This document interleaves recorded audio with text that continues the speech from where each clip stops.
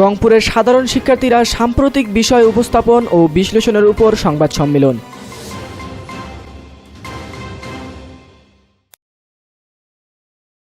আসসালামু আলাইকুম। এমকে টেলিভিশনের নিয়মিত সংবাদে আপনাদের স্বাগত জানাচ্ছি আমি আশুরা খাতুন নদী। শুরুতেই শুনলেন সংবাদ শিরোনাম, এখন ডেস্ক থেকে বিস্তারিত। রংপুরের সাধারণ শিক্ষার্থীরা সাম্প্রতিক বিষয় উপস্থাপন ও বিশ্লেষণের উপর সংবাদ সম্মেলন করে। আজ দুপুরে রংপুর শহীদ মিনার চত্বরে এই সংবাদ সম্মেলন করেন তারা। এ সময় সেখানে উপস্থিত ছিলেন বৈষম্য বিরোধী ছাত্র আন্দোলনের পক্ষে সাধারণ শিক্ষার্থীরা ও ঢাকা বিশ্ববিদ্যালয় থেকে আগত শিক্ষার্থী ইবনে উম্বর। এ সময় তারা বলেন, সাম্প্রতিক সময়ে রংপুর সিটি কর্পোরেশনের মেয়রকে উপদেষ্টা পরিষদ থেকে অপসারণের দিনে মেয়রকে বিদায় সংবর্ধনা জানাতে সাধারণ শিক্ষার্থীরা গেলে অনেক আবেগে আপ্লুত হয়ে পড়েন এবং এই বিষয়টিকে পুঁজি করে একটি পক্ষ সামাজিক যোগাযোগ মাধ্যমে কিছু গুজব রটায়, যা সম্পূর্ণ অযৌক্তিক বলে দাবি করেন শিক্ষার্থীরা। তারা এ মিথ্যাচারের বিরুদ্ধে আইনি ব্যবস্থা গ্রহণ করবে বলে জানান। নাহিদা, আমরা ডক্টর মোহাম্মদ ইউনূসের উপরে বিশ্বাস রাখি, তার কার্যক্রমে।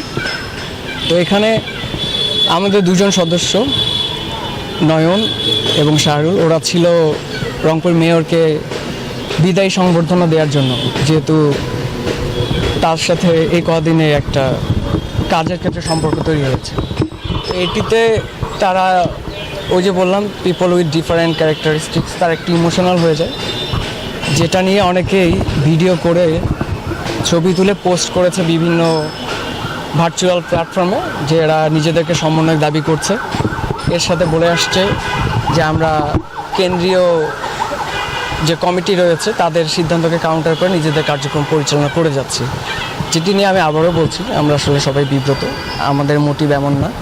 আমরা সাধারণ শিক্ষার্থী, এখানে যারা রয়েছে তাদের কারো পলিটিক্যাল ব্যাকগ্রাউন্ড নেই।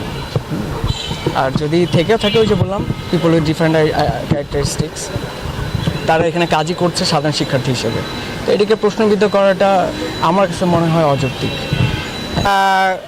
রংপুর সিটি কর্পোরেশনের মেয়রকে যেদিন উপদেষ্টা পরিষদ থেকে বা অপসারণের যে বিষয়টা ঘটে, তো আমরা সাধারণ শিক্ষার্থীরা যেহেতু ওনার সাথে অনেক দিন থেকে কাজ করছি, তো তাদের প্রতি আমাদের যে ভালোবাসা ছিল, আমাদের যে সহযোগিতা ছিল, সে বিষয়টি লক্ষ্য করে আমরা ওখানে কয়েকজন যাই, মানে মেয়রকে বিদায়ী সংবর্ধনা জানাতে। তো বিদায়ী বেলা সবারই যেমন একটু আবেগপ্লবিত হওয়ার বিষয় থাকে, তো তেমনই আমাদের হয়েছিল। কিন্তু এইখানে তৃতীয় কোনো পক্ষ আমাদের এই বিষয়টিকে পুঁজি করে তারা আমাদেরকে নিয়ে সোশ্যাল মিডিয়ায় গুজব রটায়। তারা এটা দাবি করে যে আমরা সমন্বয়ক, আমাদের সাথে উপদেষ্টা পরিষদের যে বিষয়টা ছিল তাদের মতের বিরুদ্ধে কাউন্টার করে আমরা প্রাক্তন মেয়রকে শপথে বহাল রাখার জন্য জোর করতেছিলাম। এই রকম কিছু গুজব তারা রটায়, যেটা আসলে আমরা মোটেও করি নাই। আমরা সবাই আগেও বলছি যে আমরা কেউ সমন্বয়ক নই, আমরা সবাই সাধারণ শিক্ষার্থী। আমাদের যে টিম আছে, আমরা যারা কাজ করি, এখানে প্রায় 1000-এর উপরে মেম্বার আছে। আমরা সবাই একাত্মতা বোধ রেখে একত্রিত হয়ে আমরা সাধারণ শিক্ষার্থীর প্ল্যাটফর্ম নিয়ে আমরা কাজ করি। এখানে আমরা কোনো রাজনৈতিক দল মত নির্বিশেষে কোনো বিবেচনা আমাদের এখানে নেই। আমাদের এখানে একটাই পরিচয়, আমরা সাধারণ শিক্ষার্থী। যারা আমাদের বিষয়ে এরকম গুজব রটিয়েছে এবং আমাদের সাধারণ শিক্ষার্থীদেরকে এইরকম প্রশ্নবিদ্ধ করেছে, এতে আমরা শঙ্কিত, এতে আমরা দুঃখ প্রকাশ করছি।